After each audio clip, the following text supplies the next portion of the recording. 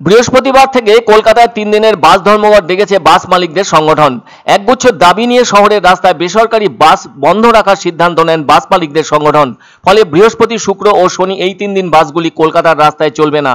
আর পরিবহন দপ্তরের পক্ষ থেকে মঙ্গলবার বৈঠকও ডেকেছিলেন পরিবহন দপ্তরের সচিব সৌমিত্র মোহন, আর ওই বৈঠকও নিষ্ফলা হয়।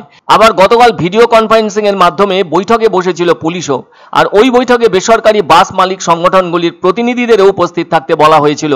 অন্যদিকে পরিবহন দপ্তরের সচিব সৌমিত্র মোহন বাস এবং মিনিবাস সংগঠনের মালিকদের আবেদন করেছিলেন ধর্মঘট করে সাধারণ মানুষের ভোগান্তি না বাড়ানোর জন্য। তবে পাল্টা ওই বাস মিনিবাস সংগঠনের মালিকরা জানান, তারা অভিযোগের সঙ্গে জানান পুলিশের জুলুমবাজি কোনোভাবেই কমছে না। বারবার সে কথা বৈঠকে বলা হলেও প্রশাসন কোনো কিছুই করছে না। 15 বছরের মেয়াদ উত্তীর্ণ বাসগুলি বসিয়ে দেওয়া নিয়ে রাজ্য কোনো পদক্ষেপ করছে না বলেও অভিযোগ তাদের। ফলে তারা অথই জলে, যার জন্য বাধ্য হয়ে ধর্মঘটের পথে যাবেন বলে অভিমত বাস মালিকদের। বলা দরকার, ওই বাস ধর্মঘটে অংশ নিচ্ছে 5টি বাস সংগঠন। রয়েছে joint council of bus syndicate Paschimbanga, Bengal bus syndicate, west Bengal bus minibus owners association, minibus operators coordination committee এবং inter and intra region bus association.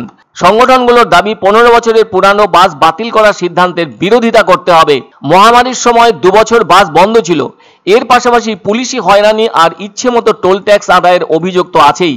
আবার ডিজেলের মূল্য বৃদ্ধি সহ অন্যান্য সমস্যার সমাধান চেয়ে 5 দফা দাবি জানিয়েছেন তারা। আর এগুলি তো বাস মালিকদের দীর্ঘদিনের অভিযোগ। এদিকে বাস মালিকরা রাজ্যের মুখ্যমন্ত্রী মমতা বন্দ্যোপাধ্যায়কে চিঠি দিয়ে জানিয়ে দিয়েছেন তাদের ধর্মঘটের কথা।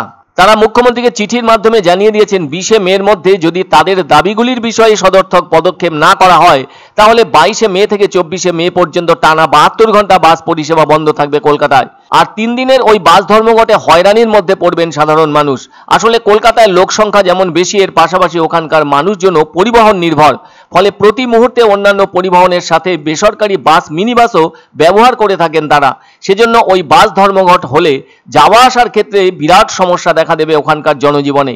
যে কোনো রুটে যে কোনো সময় বাস আসা যাওয়া করছে। সরকারি বাস যেমন ছুটছে, তার পাশাপাশি বেসরকারি বাসগুলিও চলছে।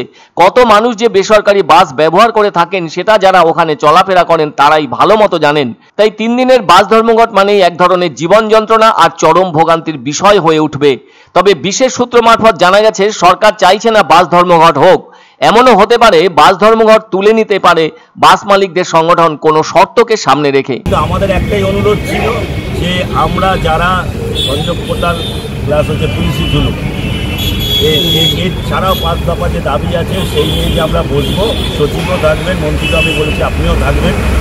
এবং যারা এর সমর্থন করছে না, বাস মালিকের পাশে নেই এই সংগঠন, তারা যদি এই মিটিংয়ে থাকে আমরা এই মিটিংয়ে আমরা তাদের মন্ত্রীকেও বলেছি, বলতে আমার কথা নেই, যারা পরিষেবা দিতে পারবে না বলে ঘোষণা করেছে, একমাত্র আজকের মিটিংয়ে অন্তত তারাই থাকবে, বাকি যেন অন্য কিছু না থাকে, এটা আমরা অনুরোধ করেছি।